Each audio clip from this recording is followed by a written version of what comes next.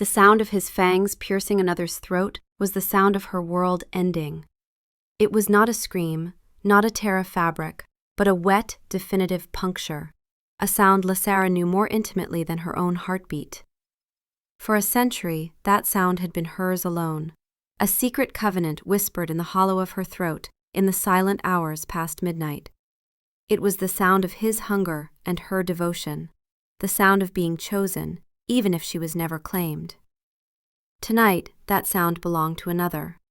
It echoed in the cavernous throne room, bouncing off obsidian pillars and the frozen faces of the assembled court, and it landed in the center of her chest, not as a sound, but as a shard of ice. In vampire tradition, the bonding bite was the marriage itself, a public consummation of power and claim. For a king to bond his queen before the court was to show his people the strength of their union, the intertwining of bloodlines and destiny made manifest for all to witness. He hadn't meant to kill her. That was the thought that kept circling, a vulture over carrion, as she stood in the shadows, a ghost at the wedding feast. Her own life, her own purpose, felt suddenly and violently extinguished. She watched King Aldrich, her king, lift his head from the throat of Princess Vivienne, a single, perfect droplet of crimson, tracing a path from his lip down the sharp line of his jaw. His eyes, the color of a winter storm, were alight with a power she had never been able to give him, the ancient bloodline magic of his new bride. He had never looked at Lysera like that.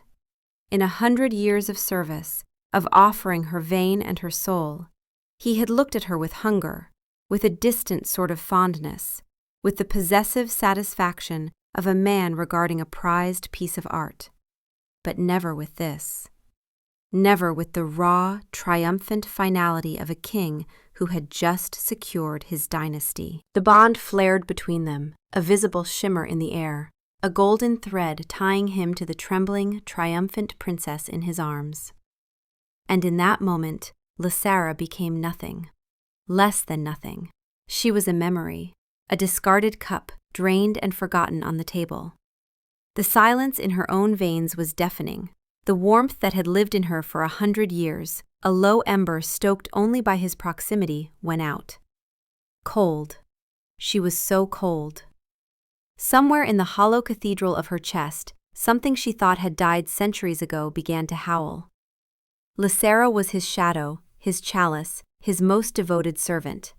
Aldrich was her king, her god, her reason for drawing breath in a world that had offered her nothing else. A century of her blood, her loyalty, her silent, unwavering love was traded in a single public moment for a political alliance and a surge of borrowed power. The vow he had made to Vivienne with his fangs was the betrayal he had been writing on Lysera's skin for 100 years, a promise of intimacy with no intention of commitment. Now, with the ashes of her devotion coating her tongue, she would flee his gilded cage and seek a different kind of monster. She would find his greatest enemy, a king whose cruelty was legend, and she would offer him the one thing she had left, the secrets to Aldrich's ruin. Bound to a new master, a rival's claim glowing like a brand on her throat, she would become the reckoning he never saw coming, the ghost who would return to haunt his throne. This is the story of a love discarded and a vengeance forged in the fire of another's bite. The celebration was a symphony of horrors, laughter like shattering glass, music that scraped against her raw nerves.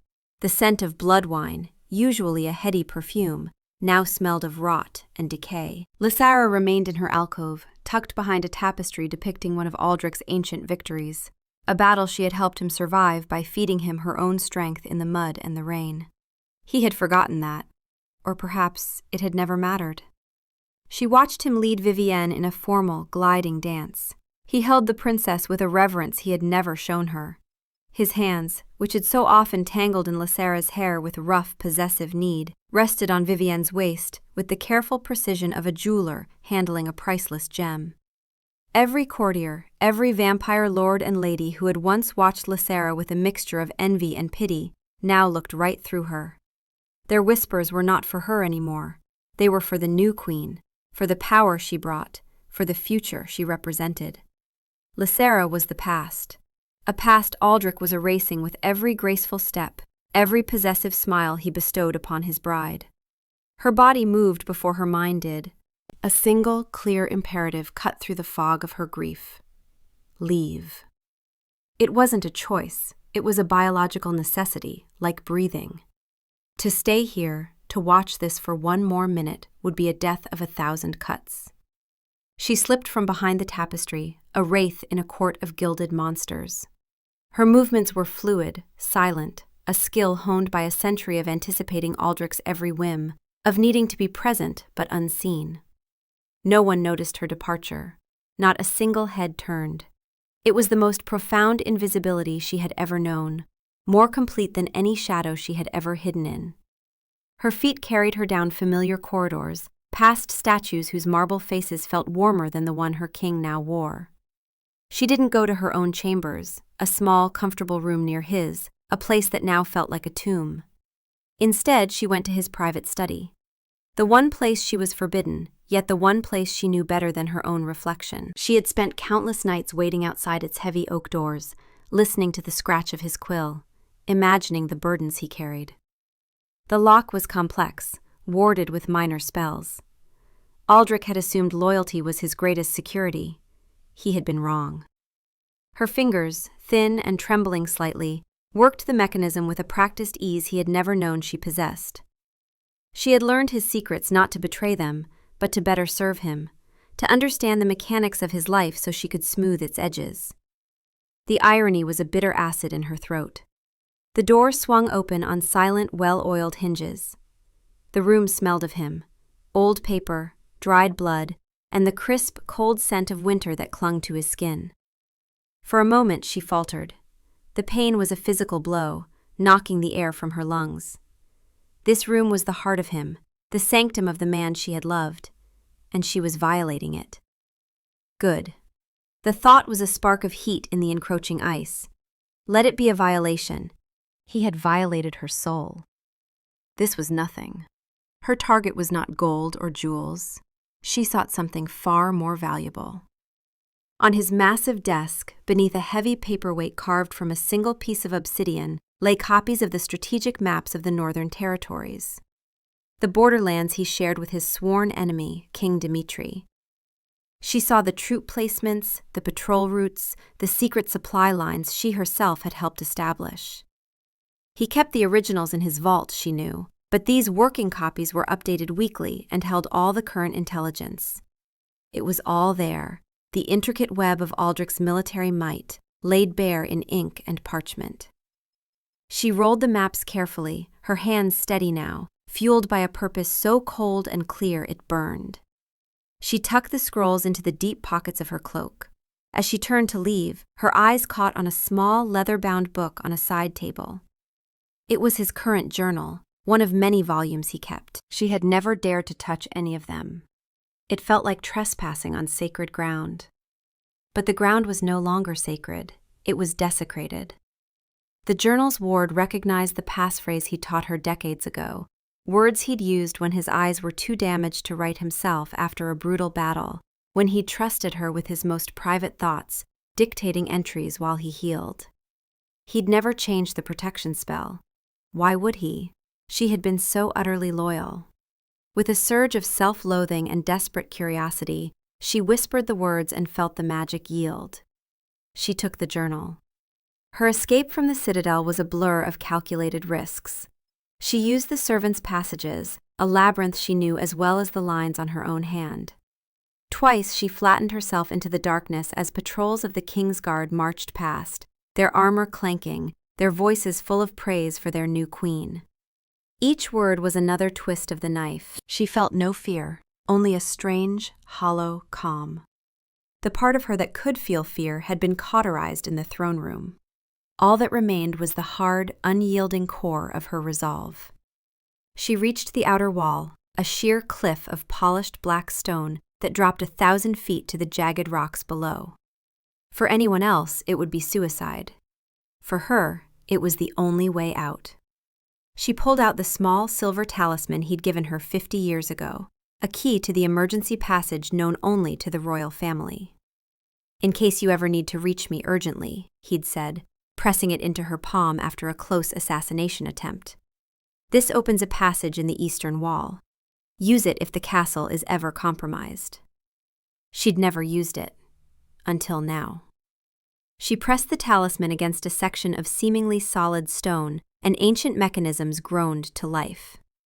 A narrow opening appeared, revealing a steep, treacherous stairway carved into the cliff face itself. She entered without hesitation and began her descent. The wind whipped her cloak around her, trying to tear her from the narrow steps, but she held on. She was a creature of shadow and stone, fueled by a century of swallowed pain. As she reached the bottom, bruised and bleeding, but alive, she looked back up at the fortress of Night Hollow. It glittered with cold, distant lights, a jewel box full of poison. She turned her back on it and did not look back again.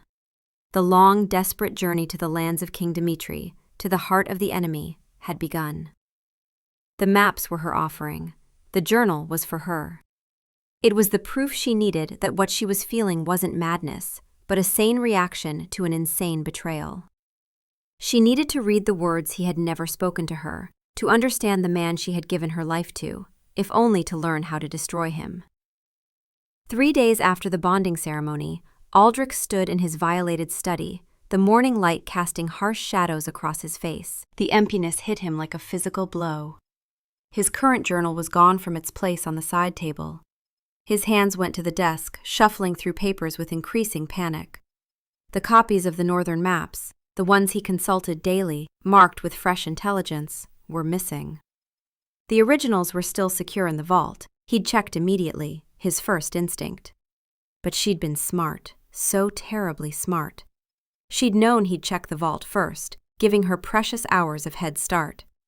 She'd taken exactly what she needed and nothing more, leaving no other trace of her presence except for the gaping absence of his secrets.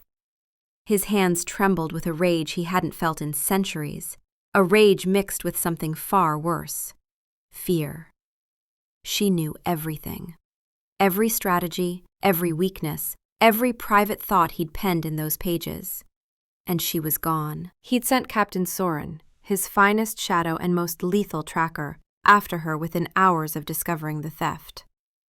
"Bring her back alive," he'd commanded, his voice tight with barely controlled fury. "Whatever it takes, she has information that could destroy us." Soren had been gone for 5 days, and each day that passed was an eternity of not knowing. When the captain finally returned, Aldrich was standing at the window of his solar, staring eastward as if he could see across the hundreds of miles to where she'd fled. The door opened and Soren entered, his dark leathers dusty from hard travel. He knelt, his scarred face grim. "My lord, I tracked her across the wastes. She moves like a ghost, I'll give her that. She knew the terrain, knew how to hide her trail." Aldrich's jaw tightened. "And?" The word came out like a whip crack. "I caught up to her at the Grey Maw Canyon, at the border. I engaged her there." Soren's expression darkened. "She fought well enough to delay me, better than I expected. But she wasn't trying to win. She was buying time. Dimitri's patrols were waiting on the other side. She'd timed her arrival perfectly, knew their schedule. By the time I could have followed, she was inside Volkov's walls, surrounded by his warriors." The captain's voice dropped. "She's under his protection now, my lord. She's beyond our reach. I failed you." Aldrich said nothing for a long moment. He simply stared out the window, his hands gripping the stone sill until his knuckles went white. She was lost to him, truly, irrevocably lost. And worse, she was with him, with Dimitri.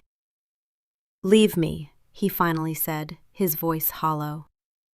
Soren bowed and left without another word, the door closing with a soft click that sounded like the ceiling of a tomb.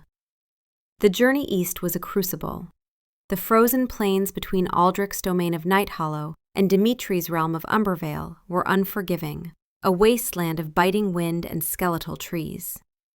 Lysera traveled by night, hiding during the cruel light of day, a habit ingrained from her years in a vampire court.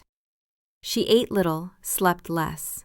The exhaustion was a heavy cloak, but it was welcome. It dulled the edges of the screaming void inside her. She knew she was being followed. On the second night, she'd spotted movement in her peripheral vision, a shadow that moved with purpose. Aldrich's hunter. She'd expected it. She pushed herself harder, using every trick she'd learned from watching his trackers over the decades. False trails, backtracking, hiding her scent in streams swollen with snowmelt. But he was good, terrifyingly good, and he was gaining on her.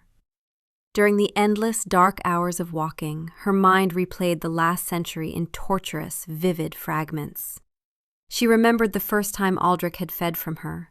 She had been a human orphan, barely surviving in a village on his lands, and he had found her during a raid. Instead of killing her, he had seen something in her eyes, a stillness, a lack of fear, that intrigued him. He had taken her back to his fortress, and in the cold, terrifying splendor of his court, he had made her an offer. Her blood, her life, in exchange for protection, for a place. It wasn't a choice. He had turned her not into a true vampire, but into something other, a dhampir, eternally bound to his will. Aldrich had taken from her for a century, but never given enough back to forge a true bond. Just enough to keep her alive and tethered to his presence, dependent on the occasional drops of his blood to sustain her unnatural existence. A cherished pet, nothing more. She remembered the quiet intimacy of their feedings, the weight of his body pressing her into velvet cushions, the hypnotic calm that preceded the bite, the dizzying, ecstatic rush as he drank. He would murmur things into her hair, fragments of his burdens, his frustrations with the court, his endless war with Dmitri. She had mistaken this for confidence, for a unique and special trust. Now she saw it for what it was, the thoughtless musings of a man talking to a beautiful, silent mirror. He hadn't been confiding in her, he had been thinking aloud to himself. The realization was more humiliating than the public rejection. All those moments she had treasured, hoarding them like jewels, were nothing more than scraps from his table. He had starved her of true affection for so long that she had learned to feast on crumbs. She remembered Lord Matthias, 30 years ago, a sharp-minded strategist who had dared to ask her opinion on a border dispute in Aldrich's presence during a council meeting.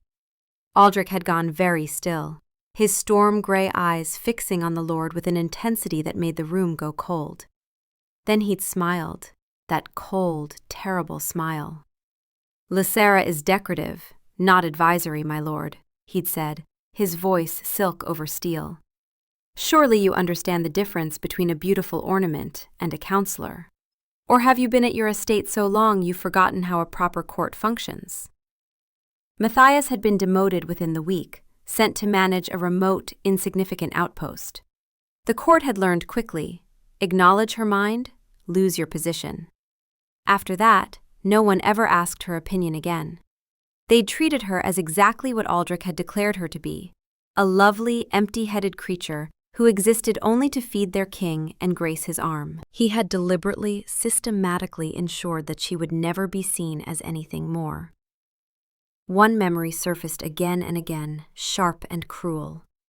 A few decades ago, during a solstice ball, a visiting lord, young and reckless, had tried to court her.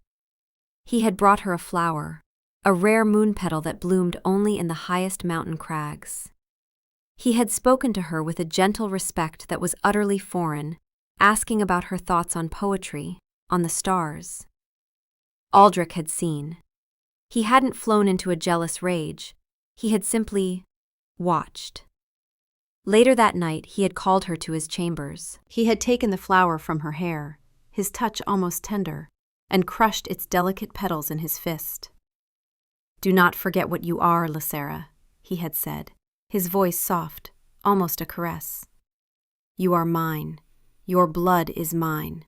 Your life is mine. Do not let them fill your head with foolishness." He had sealed the lesson by feeding from her until she nearly lost consciousness, his bite harder than usual, a punishment and a reassertion of ownership. At the time, she had felt a perverse thrill. He was jealous. He cared. Now she saw the cold, calculated cruelty of it. He hadn't been jealous of the young lord. He had been annoyed at a potential disruption. He was a collector, and one of his prizes was developing a thought of its own. He hadn't been protecting her heart. He had been protecting his property. With each step that took her further from Night Hollow, the spell of him began to break. The fog of her devotion started to clear, burned away by the cold fury that was taking its place. She was a fool. A century-long fool. She had built her entire existence around a man who saw her as a convenience, an elegant tool. He had never loved her. He had never even truly seen her. And the most painful truth of all was that she had let him. She had willingly blinded herself, had mistaken the bars of her cage for a lover's embrace. No more. The woman who had fled Night Hollow was a heartbroken creature. The woman who would arrive in Umbervale would be a weapon. On the 6th night, near the Gray Maw Canyon that marked the border, he finally caught up to her. Captain Soren materialized from the shadows like death itself, his blade drawn and gleaming in the moonlight. "Lady Lysara," he said, his voice respectful but firm. "I have orders to bring you back to Night Hollow. Please don't make this difficult." She turned to face him, her own hand moving to the small knife at her belt. She was no warrior, she'd never needed to be. But she was fast, and desperation made her reckless. "I'm not going back, Soren." "I don't want to hurt you," he said, and she could hear the truth in it. He'd always been one of the kinder ones. "But I will if I must. The king needs what you've taken." The king, she spat the word like poison, can rot in his perfect, empty castle. Soren moved. He was a blur of lethal efficiency, but she'd been expecting it. She dodged, barely, feeling the whisper of his blade pass where her throat had been a heartbeat before. She slashed out with her knife, not aiming to kill, but to delay, to create distance. She caught his arm, drawing blood, and the surprise in his eyes gave her the seconds she needed. She ran. Not away from the border, but toward it, her legs burning with effort. Behind her she heard his curse, heard his pursuit. The canyon was ahead, its shadowed depths yawning like a mouth, and on the other side she could see them, torches, movement. Dimitri's patrols, exactly where she'd calculated they would be, based on the intelligence she'd gathered over years of studying Aldrich's enemy. She'd timed this perfectly. Soren was faster, stronger, but she was desperate, and she had a goal. She reached the rope bridge that spanned the canyon and didn't hesitate. Her feet hit the worn planks and she ran, the bridge swaying wildly under her. Soren was behind her, closing the distance.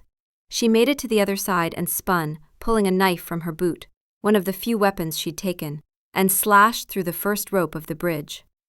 Soren stopped in the middle, his eyes meeting hers across the gap. "Lysara, don't!" She cut the second rope. The bridge gave way, collapsing into the chasm below. Soren managed to leap back to the Night Hollow side, landing in a crouch, his expression a mix of frustration and grudging respect. "You were always smarter than he gave you credit for," Soren called across the gap. "I'll tell him you fought well."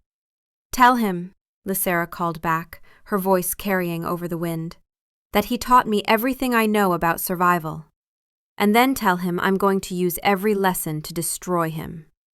Dimitri's patrols were on her in seconds, surrounding her with drawn weapons and hostile eyes.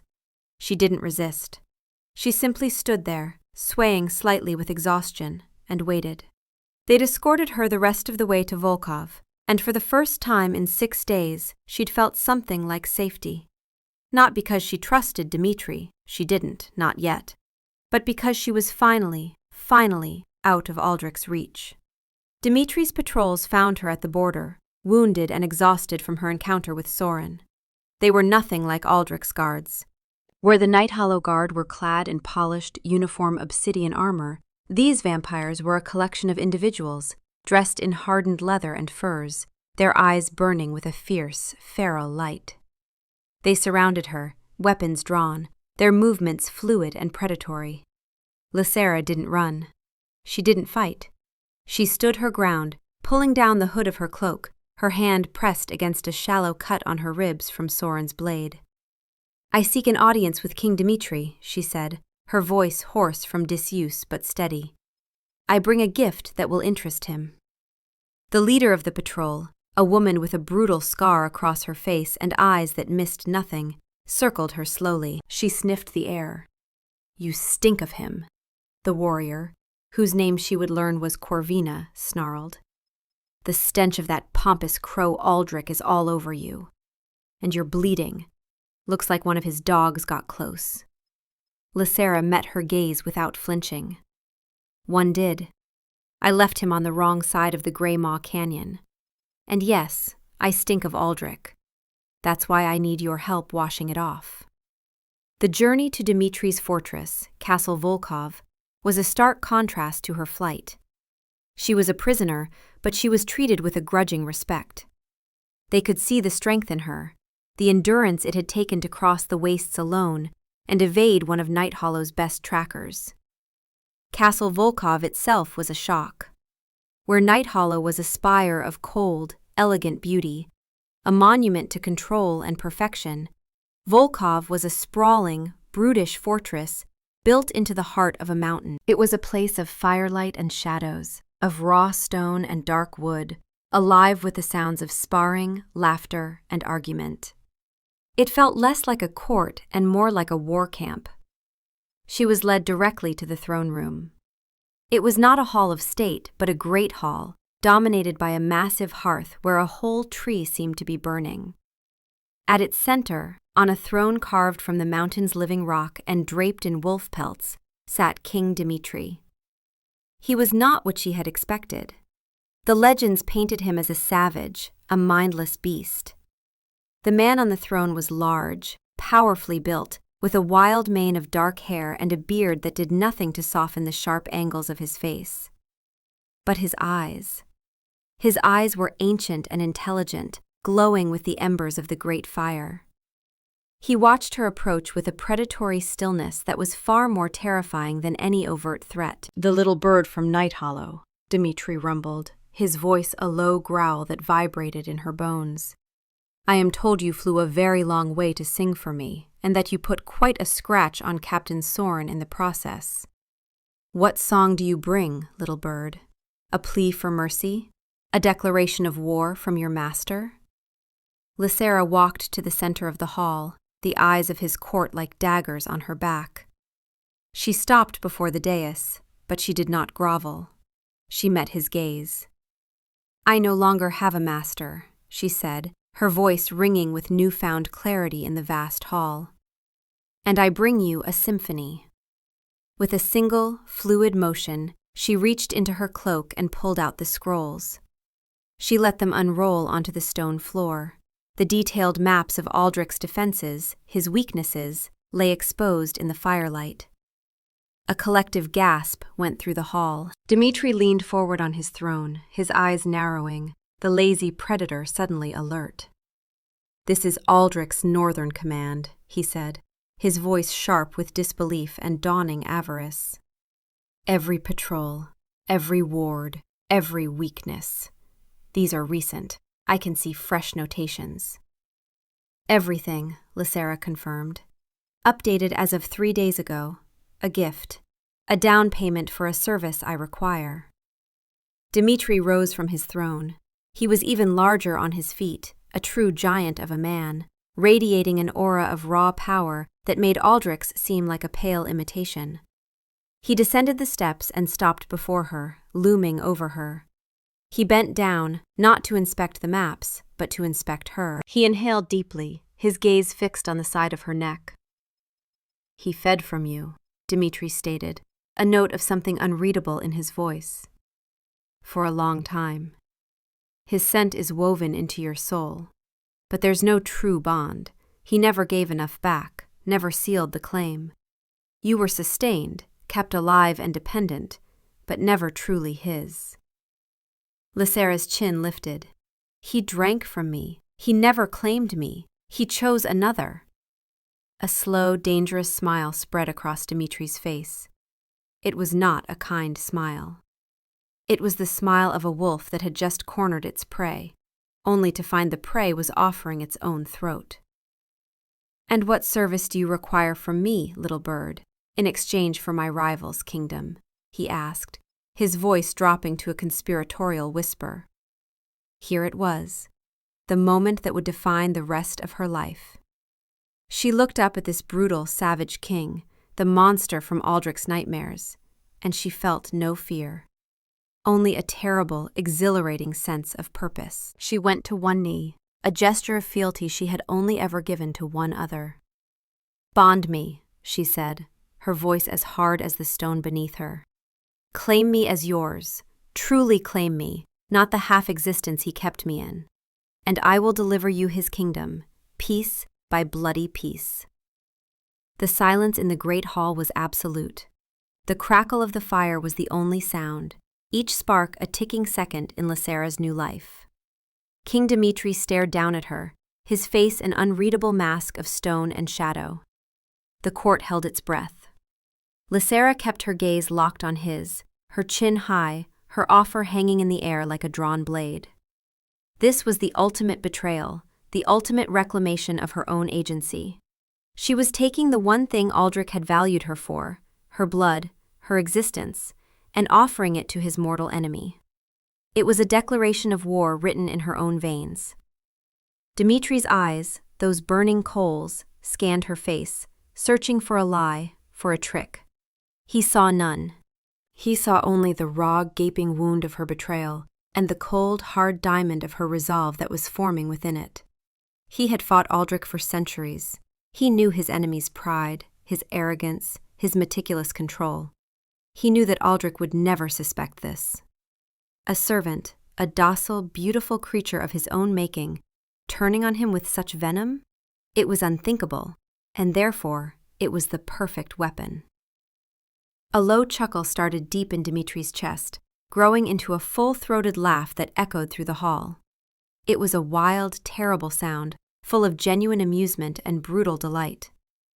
"By the old gods," he boomed, "your king is a greater fool than even I imagined. To have a weapon like you in his hand for a century and never realize he was holding it by the blade?" He gestured, and two of his guards pulled Lysera to her feet. He circled her again. This time his inspection was different. It was not the appraisal of an enemy. It was the appraisal of a master weaponsmith examining a rare and flawless piece of steel. "You understand what you are asking," he said, his voice serious now, all trace of laughter gone. "A true bond with me is not like what you had with him. Aldrich collects things, keeps them in pretty cages. I forge them in fire. A real bond is not one-sided taking. It requires me to give as much as I take, to pour my essence into you as you give me yours. It is a mutual claiming, a covenant of equals. I will not be a gentle master. I will demand everything from you, your knowledge, your strength, your pain.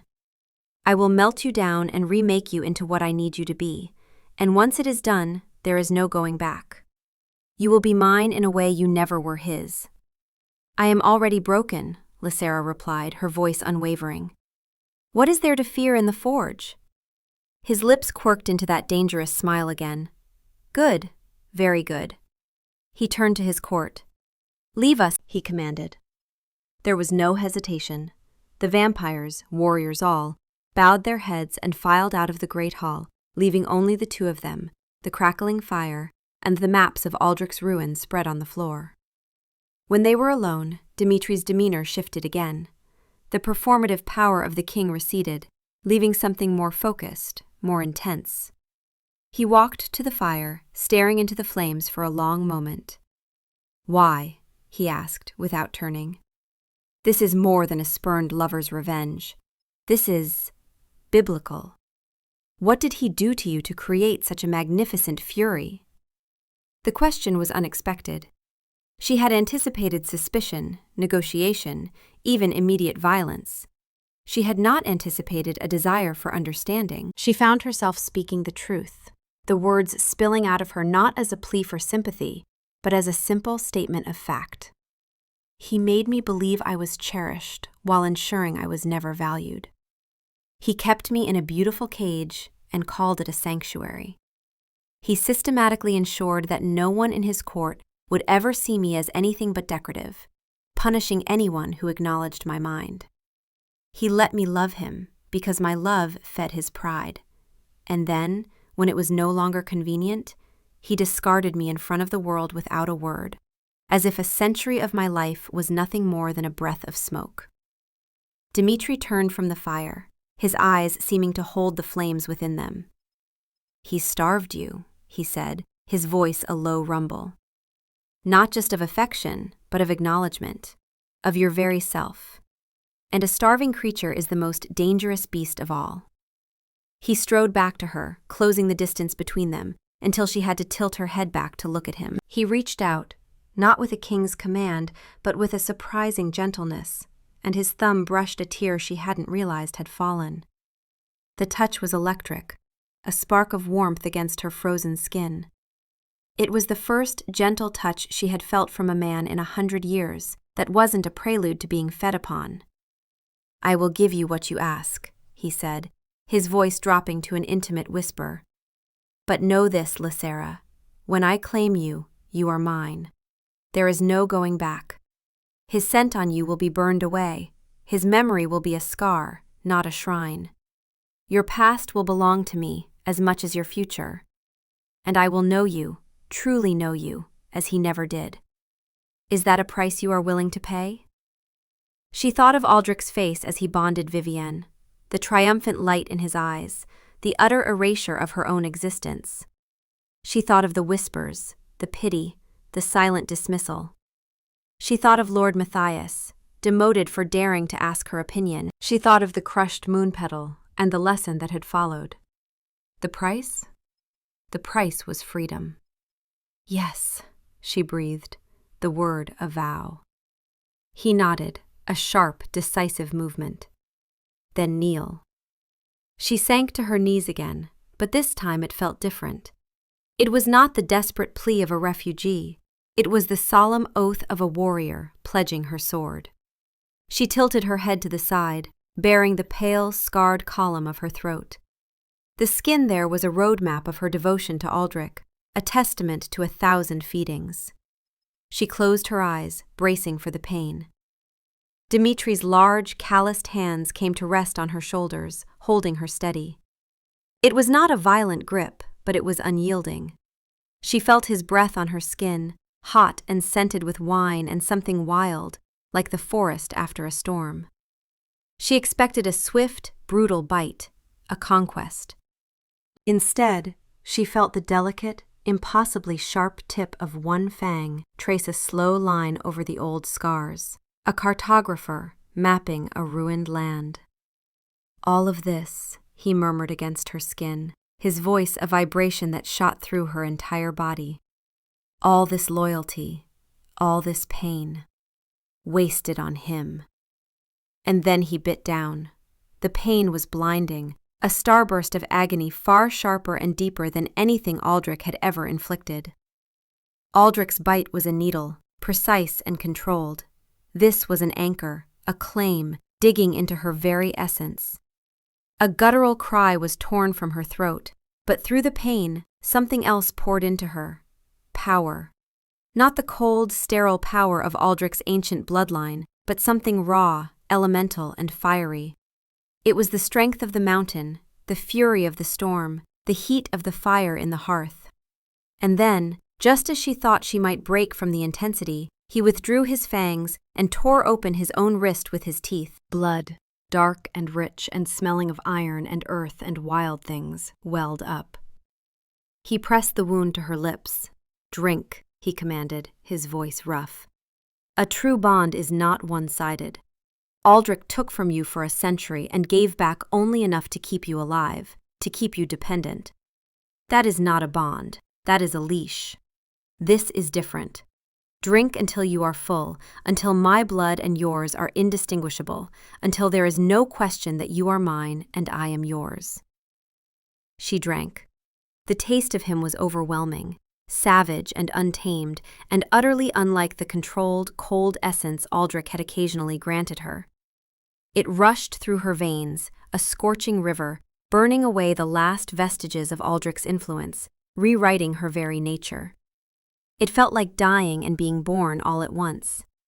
She could feel his life force mingling with hers, forging a connection so profound it stole her breath. This was no mere feeding.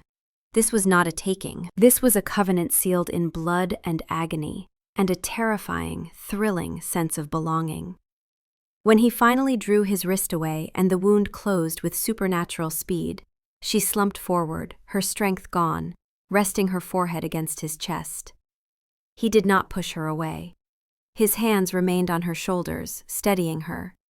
She was gasping, her body trembling, her throat on fire, her mouth still tasting of his blood. He was right. She was his now, completely. And as the white-hot pain began to subside, replaced by a thrumming, vital energy she had never felt before, she knew she had made the right choice. The ghost of Night Hollow was gone. In her place, something new and terrible and strong was beginning to take shape. In the weeks that followed, Lysara learned the truth of Dimitri's words. He did not coddle her or treat her as a fragile, broken thing. He forged her. Her days were a blur of grueling training. Under the brutal tutelage of Corvina, the scarred warrior who had captured her, she learned to fight. She had always been swift and silent. Her Dampier nature had given her speed and strength she'd never properly trained. But she had never been a killer. Now she learned the art of the blade, the bow, the silent strike that could fell a sentry.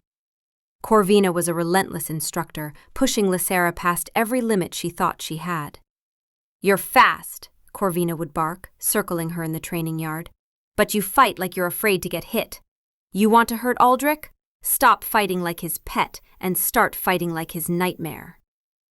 Every ache in her muscles, every bruise and cut, was a reminder that her body was no longer just a vessel to be drunk from.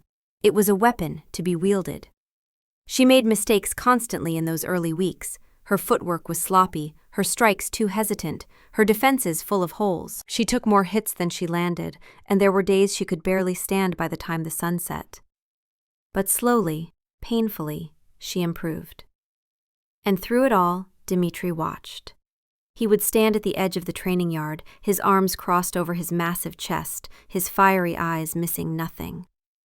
He rarely offered praise, but she could feel his approval, a silent, weighty thing that pushed her to fight harder, to be faster, to be better. Her nights were spent in the War Council, poring over the maps she had brought. Here, in this room of hardened warriors and cunning strategists, her knowledge was not just welcomed, it was her greatest asset. She would point to a pass in the mountains Aldrich believed was secret, a weakness in the southern garrison's patrol schedule, the political rivalries within his court that could be exploited. "His supply lines are overextended here," she would say, her finger tracing a path on the parchment. "He trusts Lord Malachi to guard his western flank, but Malachi is ambitious and vain. A whisper of greater power, a promise of a title, and he will look the other way for one crucial night." Dimitri and his council, including his shrewd second-in-command, Victor, would listen intently. They would ask questions, challenge her assumptions, but they always treated her as an equal. For the first time in her life, her mind was valued more than her blood. It was a heady, disorienting feeling. The bond between her and Dimitri was a constant, living thing. It was a low thrum beneath her skin, a connection that went far beyond words. She could feel his moods, his anger, his satisfaction, his rare moments of quiet contemplation. And she knew he could feel hers. He knew when her grief for the life she had lost threatened to overwhelm her, and he would appear at her side with a goblet of wine, or simply stand with her on the battlements, his silent presence a bulwark against the darkness. He never spoke of it. He never offered empty words of comfort. He simply was there. One evening, as she struggled to master a complex disarming maneuver, failing again and again, sending her sword clattering to the stone floor, frustration brought tears to her eyes. She hated the weakness. Corvina stood back, her expression unreadable. Before she could speak, Dimitri's voice cut through the twilight. "Enough for today, Corvina." He strode onto the training ground and picked up her sword. He didn't hand it back to her. Instead, he took her wrist, his grip firm but not painful. "You are fighting the blade," he said, his voice low. "You think of it as a tool, separate from yourself. You are not wielding a weapon, Lysara. You are the weapon. The steel is just an extension of your will. Feel it. He placed the hilt back in her hand and wrapped his much larger hand over hers, guiding her through the motion. His body was pressed against her back, a wall of heat and strength. She could feel the muscles in his arm, the steady rhythm of his breathing. "Forget him," he murmured, his voice close to her ear, the words a physical shock. "Forget how he made you feel weak, powerless. Every time you lift this sword, you are not just fighting an opponent. You are killing the woman he tried to make you. Kill her every day until she is nothing but dust." He guided her arm through the maneuver, and this time it was fluid, perfect. The imaginary opponent's blade was knocked aside, a path to the heart laid bare. He released her, and she stood there, panting, the sword suddenly feeling light as a feather in her hand. She looked at him, and in his eyes she saw not a king or a master, but a man who understood the anatomy of her pain and was showing her how to turn it into a shield. The physical intimacy of the bite was never repeated, but a new kind of intimacy grew between them. It was forged in shared strategy sessions that lasted late into the night, in the silent understanding that passed between them on the training grounds, in the way he started seeking her out not just for counsel, but for company. He would find her in the library, a vast, chaotic room filled with scrolls and tomes, and they would sit in comfortable silence by the fire, reading. He learned that she loved histories, stories of fallen empires and the small mistakes that led to their ruin. She learned that he had a surprising fondness for poetry, for the precise, elegant expression of complex emotions. It was a side of the savage beast that no one else seemed to know. One night, she dared to ask him. "Aldrich always spoke of you as a brute, a creature of mindless rage." Dmitri looked up from his scroll, a faint smile on his lips. "It is useful to be underestimated," he said simply. "Aldrich builds walls of stone and protocol to protect himself. I build a wall of reputation. Both serve the same purpose, but his can be breached by spies and traitors. Mine can only be breached by those I allow to see past it." The implication hung in the air between them. He was allowing her to see past it. The time for planning was over. The first strike was to be a raid on an outlying fortress, Blackwood Garrison, which guarded a critical supply route. It was a test of her information, of their strategy, and of her. Dmitri decided he would lead the raid himself, and to the shock of his court, he declared that Lysera would ride with him. "She knows the fortress better than any of us," he stated, his voice leaving no room for argument. "Her eyes will be our advantage." As they prepared to ride out, cloaked and armed in the pre-dawn gloom, Dmitri stopped her. He held out a dagger, its hilt wrapped in black leather, its blade forged of dark, rippling steel. "This was my mother's," he said gruffly. "She was a warrior before she was a queen. It will serve you well." Lysera took the blade, its weight feeling solid and real in her hand. It was an incredible gift, an honor she knew was not given lightly. "I won't fail you," she whispered. "I know," he replied, his gaze intense. "You are no longer capable of failure." The raid was a brutal, bloody success, though not without its close calls. Lysera's knowledge was flawless. She discovered a discrepancy 15 years ago, during a routine inspection for Aldrich. The official reports claimed the old sewer access had collapsed in a rock slide, but the reality was a lazy garrison commander who'd simply boarded it over and lied in his reports. She'd kept the knowledge filed away, a habit born of centuries of survival. Information was the only currency she'd ever had. She led a small, elite team, including Corvina, through that hidden grate. They moved through the fortress, slitting throats and disabling alarms, sowing chaos from within before Dmitri's main force even breached the gates. Lysera fought with a cold, detached fury, Dmitri's words echoing in her mind. With every enemy she cut down, she felt the ghost of her former self grow fainter. But her inexperience showed. She was fast, but her technique was still rough.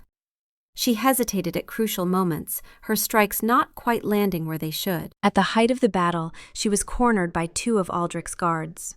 She dispatched one with the skills Corvina had beaten into her, her movements more desperation than grace.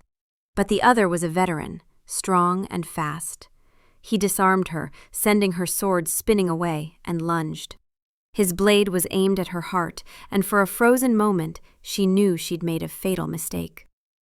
Just as his blade was about to find her heart, a massive shadow fell over them.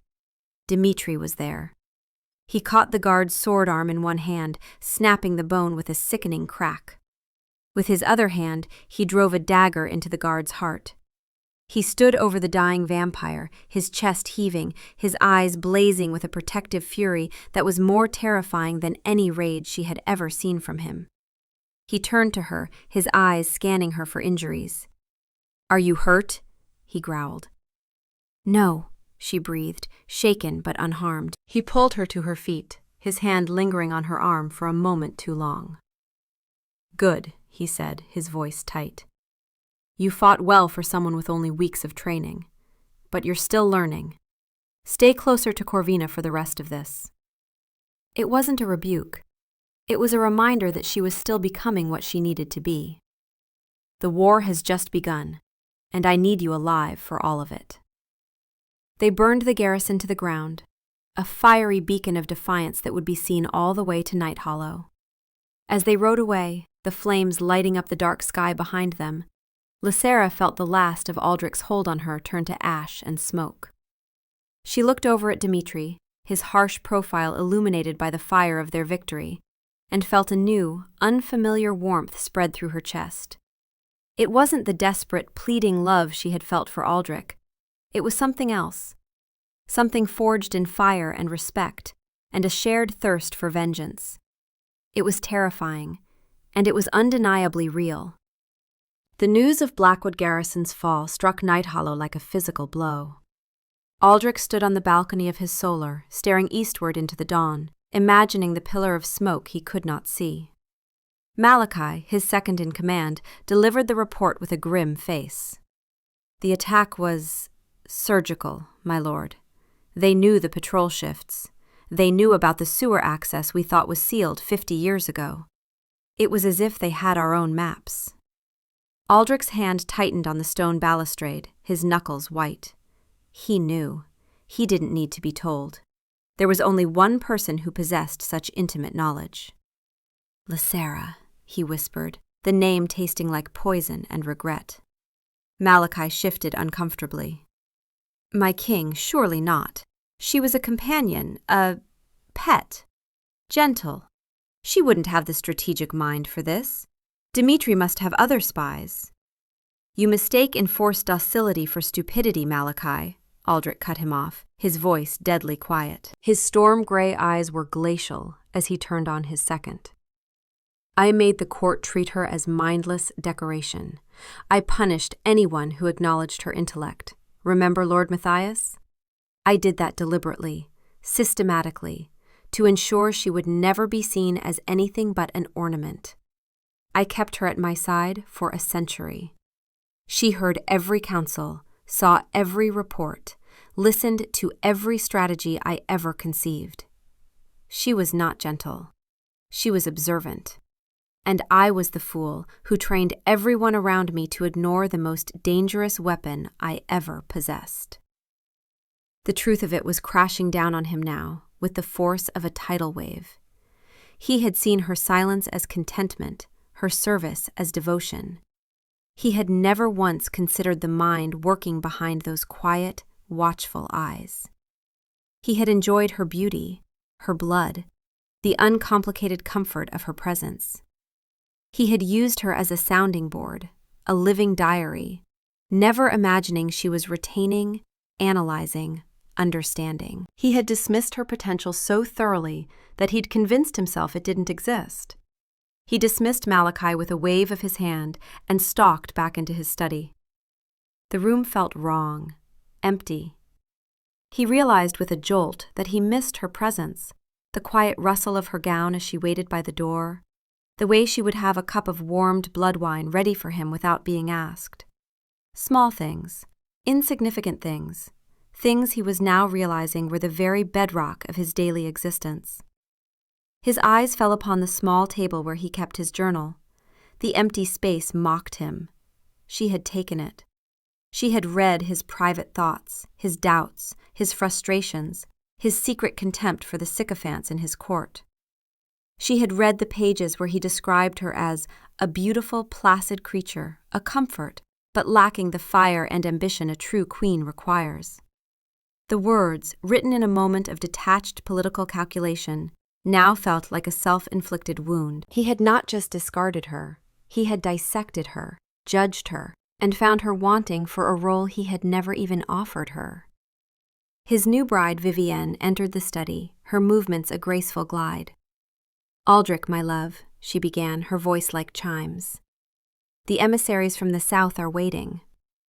"Leave me," he said, his voice rough. She stopped, her perfect face a mask of confusion and hurt. "But you said—" "I have changed my mind," he snarled, turning to face her. "Leave me, now." She flinched as if struck and fled the room. He was immediately awash with guilt. It was not her fault. She was everything he had told himself he wanted. Powerful, well-connected, a queen who could stand beside him as an equal. But her presence was a constant, grating reminder of his mistake.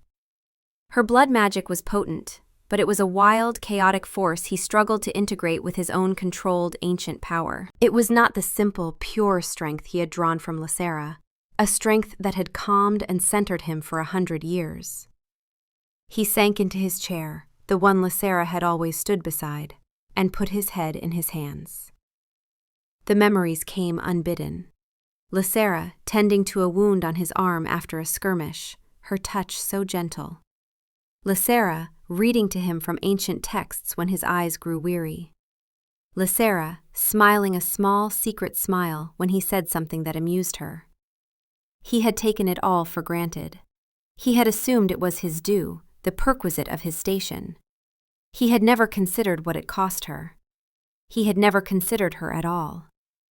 And Dimitri. The thought of her with him was a physical agony. Dimitri, the savage, the brute. Aldrich had always pitied the man for his lack of refinement, his coarse court, his primal approach to power. But Dimitri was no fool.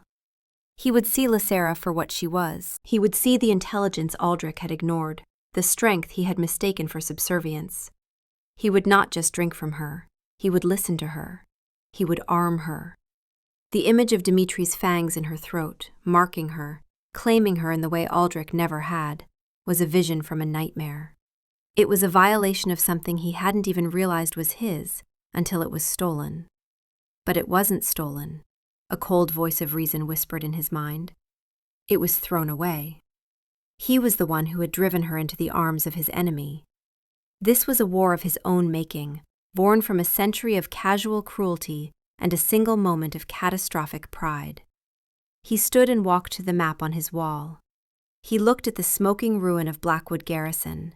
It was more than a strategic loss. It was a message from her, and it said, "You never saw me. Now you will do nothing but watch me." He finally understood the magnitude of his error. He had not lost a servant. He had created an adversary, one who knew his every secret, his every weakness, his every fear. And she would not stop until the entire map was scorched black. The war escalated. Lysera and Dimitri were a devastating combination. Her intricate knowledge of Aldrich's psyche and strategies, paired with Dimitri's bold, unpredictable tactics, dismantled Aldrich's kingdom piece by piece. They sowed dissent among his vassals, turning ambitious lords against him with promises of power. The very same method Lysera had warned Dimitri about, the same weaknesses she'd observed for decades. They struck at his supply lines, starving his armies. They used her knowledge of his warding schemes to slip past his magical defenses, raiding armories and libraries, stealing artifacts of power from under his very nose. With every victory, the bond between Lysera and Dimitri deepened. It was no longer just a contract for revenge. It was a partnership forged in the heat of battle. They learned to move as one, to anticipate each other's thoughts. A shared glance across a battlefield was enough to communicate a complex change in strategy. He taught her how to embrace the wild, feral strength of his bloodline. She, in turn, taught him the value of patience, of the quiet, subtle maneuver that could achieve more than a frontal assault. They were fire and shadow, a storm and the silence that preceded it. One night, after a particularly hard-won battle, they stood on a hillside overlooking a valley that now belonged to them. The air was cold, smelling of pine and blood. "We've driven him back to the capital," Lysera said, her voice quiet. "He'll be fortifying Night Hollow. It's impenetrable." "No fortress is impenetrable," Dimitri countered, his voice a low rumble beside her. "It only feels that way from the outside." He looked at her, his expression serious in the moonlight. "You are the key, Lysera. You can walk through his front door, and his guards will see only a ghost." The thought sent a chill down her spine that had nothing to do with the cold. To return to Night Hollow, to the place of her humiliation, the place that had been her entire world. "I can," she said, her voice barely a whisper. "But he will be waiting for me." "I will be with you," Dimitri said. It was not a boast. It was a simple, solid statement of fact. "When you face him, you will not be alone." He reached out and tucked a stray strand of hair behind her ear, his calloused fingers surprisingly gentle against her skin. "He took a century from you, Lysera. It is time you took back his throne." The plan was audacious. Lysera, cloaked and hooded, would use her knowledge of the Citadel's ancient, forgotten passages to gain entry for a small, elite force. She would lead them to the heart of the fortress, the throne room. There, they would open the main gates from the inside, allowing Dimitri's army, waiting silently outside, to pour in. It was a plan that relied entirely on her courage, her knowledge, her ability to face the ghosts of her past. The night of the infiltration was moonless, the sky a blanket of oppressive black. Lysera stood before a section of the Citadel's outer wall that looked like solid rock. She ran her hand over the cold stone, finding the hidden panel that would accept the silver talisman Aldrich had given her so long ago. She pressed the key against the stone, whispering a prayer to gods she didn't believe in. With a low groan of grinding stone, a section of the wall slid inward, revealing a dark, narrow passage, the emergency escape route meant only for the king. She led Dimitri, Corvina, and a dozen of his best warriors into the suffocating darkness. The air was stale, thick with the dust of ages. As they moved through the secret corridors that snaked through the bones of the castle, memories assaulted her. A turn here led to the kitchens, where she had once snuck sweets as a young, newly turned girl. A passage there ran behind the great library, where she had spent countless hours reading. Each step was a step back in time, and with each step, the old pain, the old love, the old life threatened to rise up and choke her. Dimitri must have sensed her turmoil. His hand found hers in the darkness, his grip firm and grounding. He didn't speak, but the message was clear through their bond. "I am here. You are not that woman anymore." His strength flowed into her, and she pushed the ghosts away. They reached a grate that looked down into the main hall, just outside the throne room. The castle was on high alert. Guards were everywhere, their armor gleaming in the torchlight. Aldrich was expecting an assault on the walls, not a betrayal from within. Lysera watched them, her heart pounding a heavy, steady rhythm. These men, she had known some of them for decades. They had been kind to her, in their own way. Now she was leading their enemies to kill them. The cost of her vengeance was laid bare. But then she saw him. Aldrich stood by the great doors of the throne room, Vivian at his side. He looked tired, worn, the pristine arrogance she had always known replaced by a grim, haunted tension. And she felt nothing. Not pity, not love, only the cold, clean desire to see this through to the end. She gave the signal. Her team moved with silent, deadly grace. They dropped into the hall like spiders from a thread, blades flashing in the torchlight. The guards were taken completely by surprise. The fight was short and brutal. Dimitri moved like a whirlwind of destruction, a force of nature that Aldrich's polished, disciplined guards could not hope to contain. Lysera fought by his side, her mother's dagger a blur in her hand. She was no master warrior. She still made mistakes, took hits she shouldn't have, but she was competent enough, and more importantly, she was relentless. She was no longer killing soldiers. She was erasing the last remnants of her own past, cutting the final threads that tied her to this place. Soon, the hall was silent, save for the groans of the dying. Dimitri's warriors moved to the great gates, beginning to work the massive winch. Lysera's eyes were fixed on the throne room doors. They swung open. And there stood Aldrich. He wasn't looking at the carnage in the hall. He was looking only at her. His face was a canvas of shock, pain, and a dawning, terrible understanding. "Lysera," he breathed. He stood there, framed by the grand archway of his throne room, looking every bit the king she had once worshipped. But the image was cracked, the illusion shattered. Behind the regal bearing, she saw the weary lines around his eyes, the faint tremor in the hand that rested on the hilt of his sword. He looked at her not as a traitor, but as a phantom, a ghost come to haunt him. Vivienne was behind him, her beautiful face pale with terror, her much-vaunted blood magic seeming to fail her now in the face of this raw, physical intrusion. "You," Aldrich said, his voice a hoarse whisper that carried across the blood-slicked floor. He took a step forward, his eyes never leaving hers, ignoring Dimitri and the other warriors as if they were mere set-dressing for this final, personal confrontation. Lysera looked at Dimitri. His face was implacable. By the laws of their kind, Aldrich's life was forfeit. She could order his execution and no one would question it. Dimitri placed a hand on Lysera's shoulder, a silent offer of support, but she subtly shook her head. This was hers. "You taught me how to be invisible, Aldrich," Lysera said, her voice steady and clear, echoing in the sudden silence. "I'm just using the lessons you taught me so well." She walked toward him, her steps measured and deliberate, her boots making soft sounds on the stone stained with the blood of his men. She stopped 10 feet from him, close enough to see the conflict in his storm-gray eyes. "Why?" he asked, the single word laden with a century of shared history. "Did it mean so little to you? All that time? Was it all a lie?" A bitter laugh escaped her lips. "A lie? No, it was the truest thing in my life. I adored you. I would have died for you.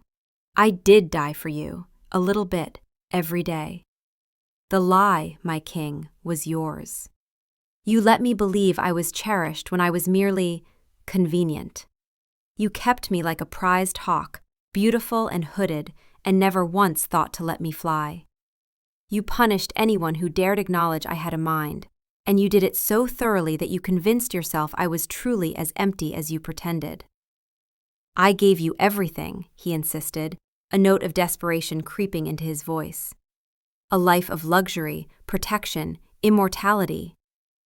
"You gave me a gilded cage," she countered, her voice rising with a passion she had suppressed for 100 years. "You gave me just enough to survive, but you starved me of what I truly needed. Acknowledgement, respect, a true bond, not the half-existence you kept me in. You drank my blood, but you never saw my soul." From the corner of her eye, she saw the main gates begin to swing open, revealing the sea of Dimitri's waiting army, a tide of dark steel and burning eyes ready to flood the castle. Aldrich saw it too, and a flicker of despair crossed his features. His kingdom was falling. It was all over. But his attention snapped back to her, his focus absolute. This was the heart of the matter. The war was just a consequence. It was politics, he said, trying to justify himself, to make her understand the cold logic of his choice. Vivienne's bloodline, it secured the southern border. It was for the good of the kingdom. Was it for the good of the kingdom that you broke the most loyal servant you had? She shot back. Or was it for the good of your pride? You wanted a queen who was your equal in power because you couldn't bear to elevate someone you saw as your inferior. You didn't just choose her, Aldrich.